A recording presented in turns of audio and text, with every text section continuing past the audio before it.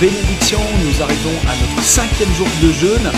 Restez sur cette vidéo, nous avons un super message pour vous. Le Seigneur veut vous bénir abondamment. Bravo à tous ceux qui sont arrivés à leur 5e jour, ceux qui nous rejoignent. Bienvenue, ceux qui ont craqué, on vous aime, on vous bénit. Vous n'avez pas craqué, vous inquiétez pas. Le Seigneur vous aime, il est avec vous. Et c'est par la grâce de Dieu que nous faisons ce jeûne. C'est une intensification de la prière et c'est de consacrer cette année au Seigneur. Les prémices de cette année, les 7 premiers jours, nous les donnons au Seigneur dans un jeûne. Et merci d'être avec nous et puis de suivre ces vidéos depuis le 1er janvier. Chaque jour, un message pour vous bénir, vous encourager, vous consolider, vous structurer dans votre foi. Que la paix de Dieu soit avec vous. Restez sur cette vidéo, un message pour vous. Nous ouvrons la parole du Seigneur dans Marc chapitre 6 au verset 21. Cependant, un jour propice arriva lorsque Hérode, à l'anniversaire de sa naissance, donna un festin assez grand aux chefs militaires et aux principaux de la Galilée. La fille d'Hérodias entra dans la salle, elle dansa et plut à Hérode et à ses convives. Le roi dit à la jeune fille, « Demande-moi ce que tu voudras, et je te le donnerai. » Il ajouta, avec serment, « Ce que tu me demanderas, je te le donnerai. Serait-ce la moitié de mon royaume ?» Étant sortie, elle dit à sa mère, « Que demanderai-je » Et sa mère répondit, « La tête de Jean-Baptiste. » Père Céleste, merci pour l'onction prophétique qui vient pendant ce message. Merci pour la puissance de Dieu qui va agir pendant toute cette année. Seigneur, nous croyons que l'onction vient pour briser le joug. Tu as paru afin de détruire les œuvres du diable. Tu nous as oints, Seigneur, d'une onction inattaquable. Et ta puissance est sans limite. Tu veilles sur ta parole pour l'accomplir. Tu es au milieu de nous, car nous t'invoquons, notre Dieu. Tu es vivant au siècle des siècles. Tu as reçu toute autorité au ciel et sur la terre. Et je bénis mes frères et sœurs qui écoutent cette vidéo maintenant, qui écoutent ce message. Au nom de Jésus-Christ, sois glorifié. Amen.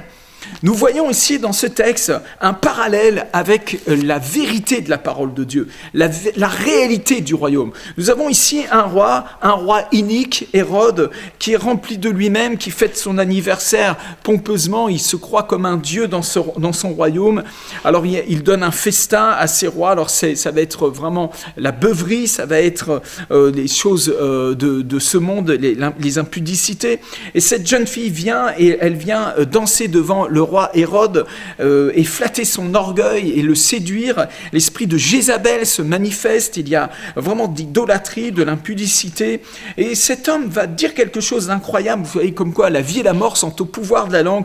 Il va remettre les clés d'une certaine manière à cet esprit de Jézabel et lui dire, ce que tu me demanderas, je te le donnerai, ne serait-ce que la moitié du royaume. Et puis cette jeune fille va sortir et puis demander à sa mère, mais qu'est-ce que je dois demander? Et elle en profite pour demander la tête de Jean-Baptiste, le prophète. Alors l'esprit de Jézabel combat l'esprit des prophètes. L'esprit de Jézabel combat la tête des prophètes. La tête donne les fondements du royaume. Les apôtres et les prophètes sont au fondement de ce royaume et de l'Église de Jésus-Christ. Alors c'est extraordinaire que en fait ce roi ait donné cette promesse. Moi je connais un autre roi qui a donné aussi une promesse. Et si ce roi-là, inique, impie, a tenu parole et la tête de Jean-Baptiste est tombée effectivement, c'était quoi sa promesse? Sa promesse c'était si tu me demandes quelque chose, je te donnerai ne serait-ce que la moitié du royaume. Ben, moi j'ai une bonne nouvelle pour toi, enfant de Dieu. Jésus n'a pas promis la moitié du royaume, mais tout le royaume. Tout le royaume, alléluia. Et nous sommes les sujets d'un roi, et nous sommes les sujets dans ce royaume. Et ce qui est extraordinaire, c'est qu'il ne fait pas de nous ses esclaves, mais il fait de nous des rois, des fils et des filles de rois. Et il est le roi des rois, le seigneur des seigneurs. Et il a mis quelque chose en toi d'extraordinaire, qui est de la nature même du ciel. Tu es devenu une nouvelle création, et tu as été couronné d'une onction extraordinaire. Alors, ce roi aussi a fait des promesses et il a dit quelque chose comme ça, si tu me demandes quelque chose, je te le donnerai, quoi que ce soit. Dans Jean chapitre 14, versets 12, 13 et 14, il dit, en vérité, je vous le dis, celui qui croit en moi fera les œuvres que je fais, il en fera de plus grandes parce que je m'en vais au Père. Et tout ce que vous demanderez en mon nom, je le ferai afin que le Père soit glorifié dans le Fils. Si vous demandez quelque chose en mon nom, je le ferai. Le Seigneur a fait exactement la même promesse qu'Hérode. Seulement, Hérode était un maître de péché, un être rempli d'iniquité, un être qui était dirigé par des puissances de ténèbres, qui était sous la coupe des démons. Jésus-Christ, lui, le roi des rois, le Seigneur de l'univers, le Fils du Dieu vivant, est celui qui nous fait la promesse glorieuse de nous confier les clés du royaume, de faire de nous des fils et des filles de rois et des gens exaucés. Il nous donne la clé de l'exaucement. Il s'est lié par sa propre parole à nos vies, à notre destinée, et sa destinée, notre destinée est complètement liée. C'est pourquoi nous pouvons commencer à prier notre Seigneur avec une pleine assurance qu'il va exaucer nos prières. Et non seulement il le dit une fois au verset 13, et tout ce que vous demanderez en mon nom, je le ferai, afin que le Père soit glorifié dans le Fils, mais il se répète une deuxième fois, si vous demandez quelque chose en mon nom, je le ferai. Au chapitre 15, une troisième fois, elle dit, si vous demeurez en moi, que mes paroles demeurent en vous, demandez ce que vous voudrez, cela vous sera accordé. Si vous portez beaucoup de fruits, c'est ainsi que mon Père sera glorifié et que vous serez mes disciples. Amen, amen, amen. Une quatrième fois au verset 16, même chapitre, ce n'est pas vous qui m'avez choisi, mais moi je vous ai choisi, je vous ai établi afin que vous alliez et que vous portiez du fruit, que votre fruit demeure, afin que ce que vous demanderez au Père en mon nom, il vous le donne. Voyons que 4 fois d'affilée, le Seigneur fait cette promesse, demande-moi ce que tu veux et je te le donnerai.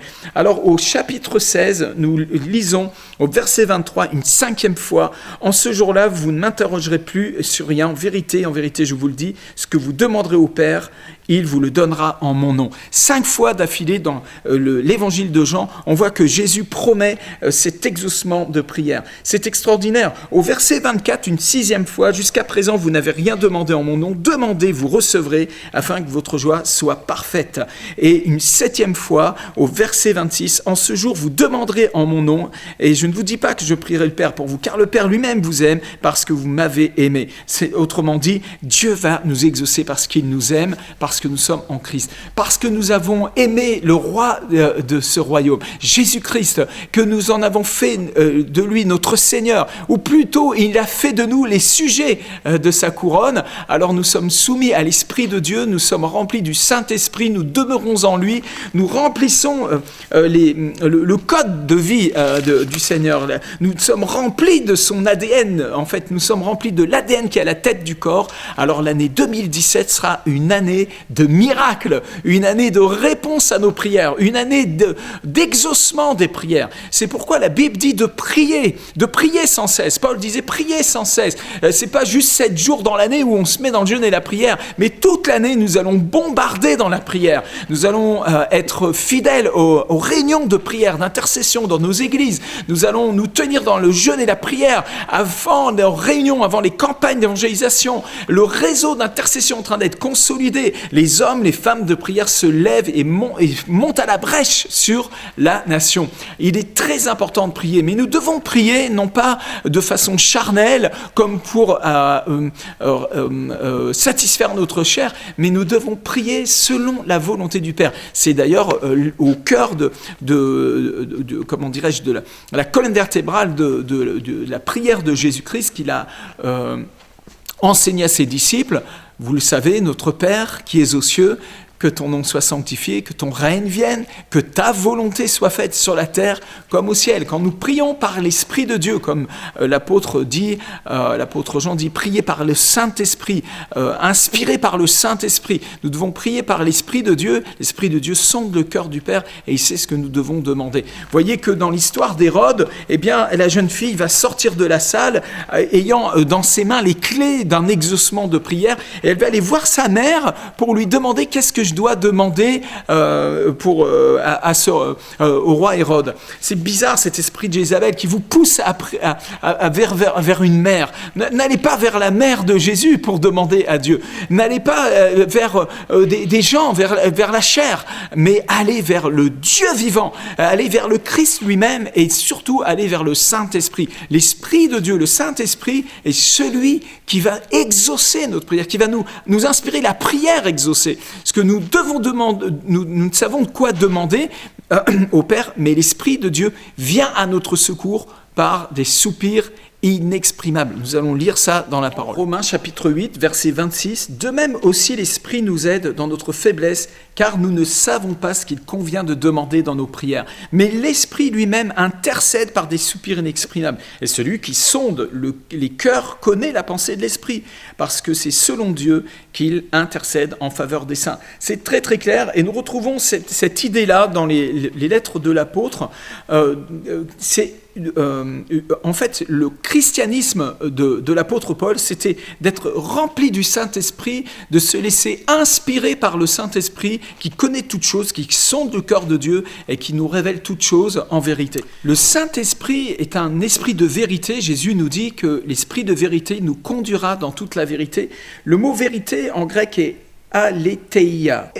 Aletheia peut se traduire aussi par réalité. L'esprit de la réalité vous conduira dans toute la réalité. L'Esprit de Dieu, en fait, nous conduit dans la réalité du royaume, dans la réalité des promesses divines. Et nous avons besoin donc d'être remplis du Saint-Esprit pour prier ce qui est dans le cœur de Dieu afin de voir notre exaucement se faire. En fait, Jésus a fait de nous des héritiers du royaume. Paul dira aux Romains que ceux qui sont conduits par l'Esprit de Dieu, l'Esprit de vérité, l'Esprit de réalité, sont conduits par l'Esprit de Dieu, ils sont héritiers de Dieu, co-héritiers avec Christ. Amen. Héritier du ciel. L'année 2017 est une année de bénédiction, de miracles, de restauration, parce que Dieu est dans ce plan-là. Il n'est pas dans un plan de destruction pour toi, mais de bénédiction. Il n'est pas contre toi, il est pour toi. Mais peut-être il y a des choses qui ont besoin d'être retirées de ta vie. Peut-être il y a des choses qui ont besoin d'être ravagées dans ta vie afin que tu puisses vivre la pleine bénédiction de Dieu.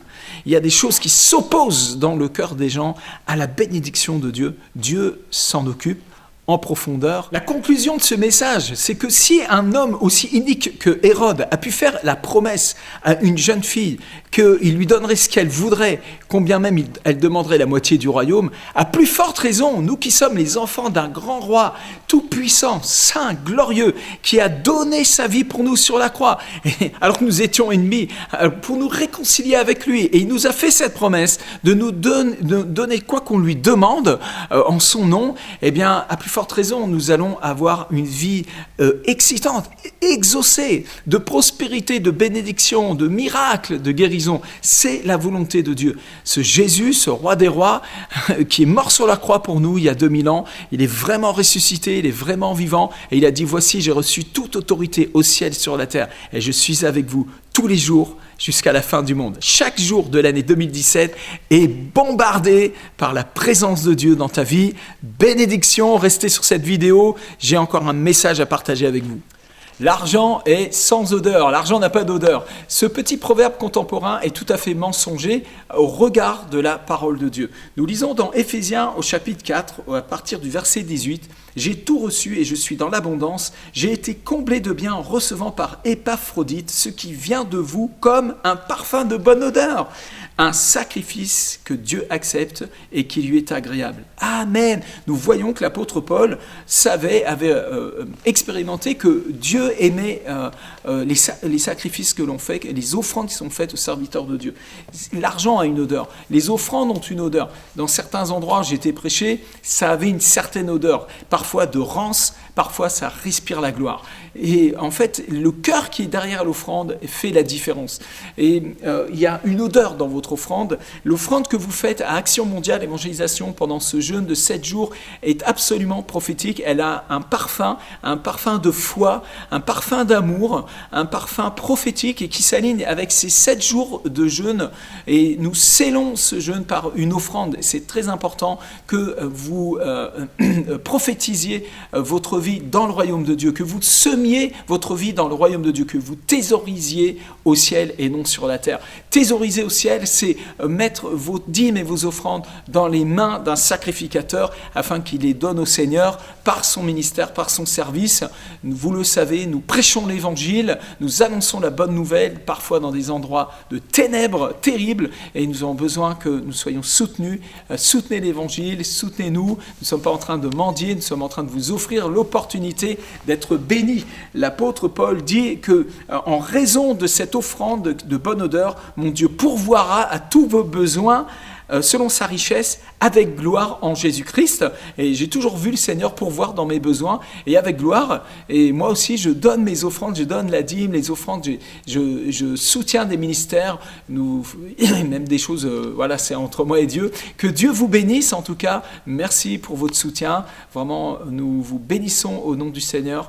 À très bientôt. Ne ratez pas la prochaine vidéo qui sera demain, 6e jour de jeûne. Restez branchés sur Action mondiale évangélisation, prêchons l'évangile. Amen.